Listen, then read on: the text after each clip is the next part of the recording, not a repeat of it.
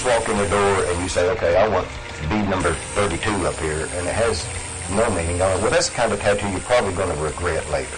That's where all the girls were like, they were getting their belly buttons pierced, and then in college, like, all my friends were getting tats there, and I wanted it to be covered up because I didn't want to show it unless I wanted to. And it ended up being a good placement because even like in a bathing suit you can't see it, so it's really only people that are like super close to me probably even know that I have it, because even if I was changing in front of you, you wouldn't be able to see it.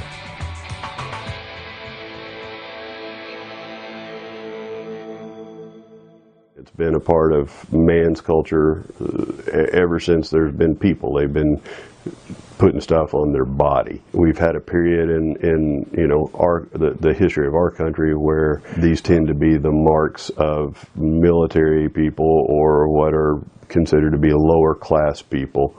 And you know, there's a certain stigma, or has been a certain stigma attached, and I think it makes it even a little worse because it's self-imposed.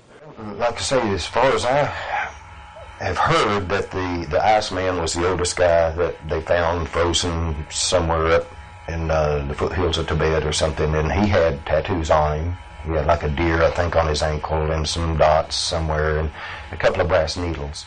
The word tattoo means to tap. Well, that comes out of the Polynesian islands, where they actually had usually fish bones or sharpened bamboo, and they, you know, mounted it to a stick, and they just used a rhythm with their hand. The Japanese method, they wrap the needles on the end of a long rod with a weight, and they just crunch them in. The late 1800s, late 1800s, I guess, in carnivals and sideshows and things of this nature, oftentimes people that were tattooed would tell stories about being captured somewhere else and tattooed as a form of torture or punishment or whatever, which is for the most part probably not true. But it helped reduce some of that stigma of being maybe covered head to toe and having done it to yourself.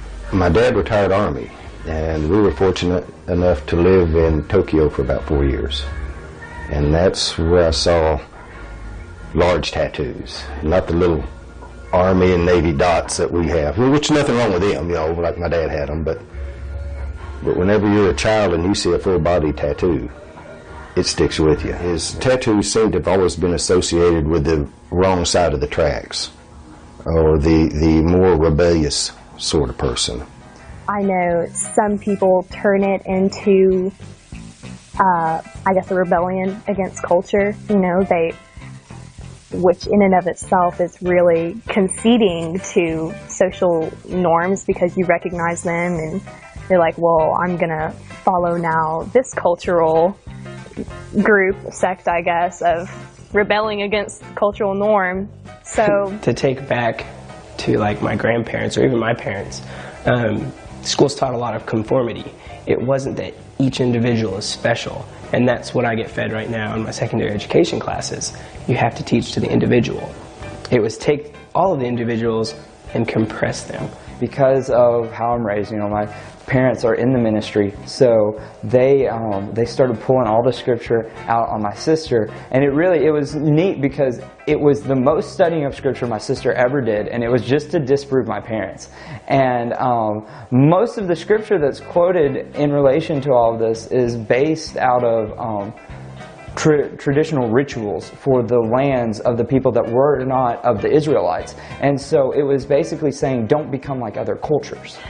You have a lot of influence on kids' decisions, and at that age, since they are so like influential or influenced, the older generation really looks down upon anything that could negatively impact the students.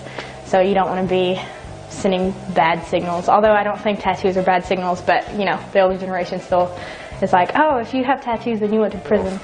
Here's the taboo on tattooing today: the neck, the throat, the face, tops of the hands, things that force people to notice that they're tattooed.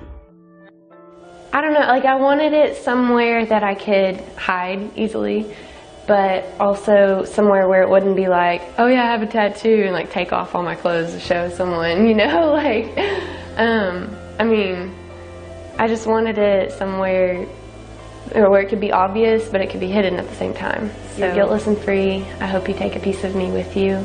And it's my handwriting. I just wanted it to be simple. I'm a pretty simple person, I think. It comes from the song Motorcycle Drive-By by Third Eye Blind. The song just has a lot of meaning to me. I kept it hidden for like a year and a month now. My mom has always been, and most of my family I guess, has always been like very conservative and don't like tattoos. Mom doesn't want other people thinking bad things. Like, she knows me and she knows that I'm, you know, okay, but if I have a tattoo, then I'm all of a sudden like bad looking to people, I guess. My first tattoo is the Tree of Life, and I was 18 and I was just kind of like itching to get a tattoo. The idea originally was to get like I wanted a sleeve. I thought I wanted it all the way to my elbow, and it was kind of going to be the battle of good and evil with the Tree of Life in the background of my arm. It's just a really interesting symbol because it appears in pretty well all like holy books, and you know, it's just a reoccurring theme across cultures. Like most cultures have some story about, you know, this life-giving tree.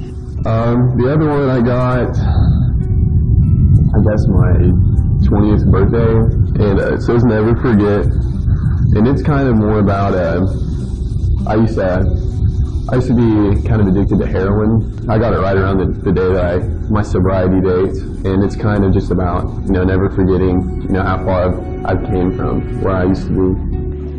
A lot of time, I mean, people ask, you know, about tattoos a lot. They're like, what is that? You know, what is it about? And I don't always just like spill the whole story. I don't have time every time somebody asks me, but yeah, it definitely makes me think about,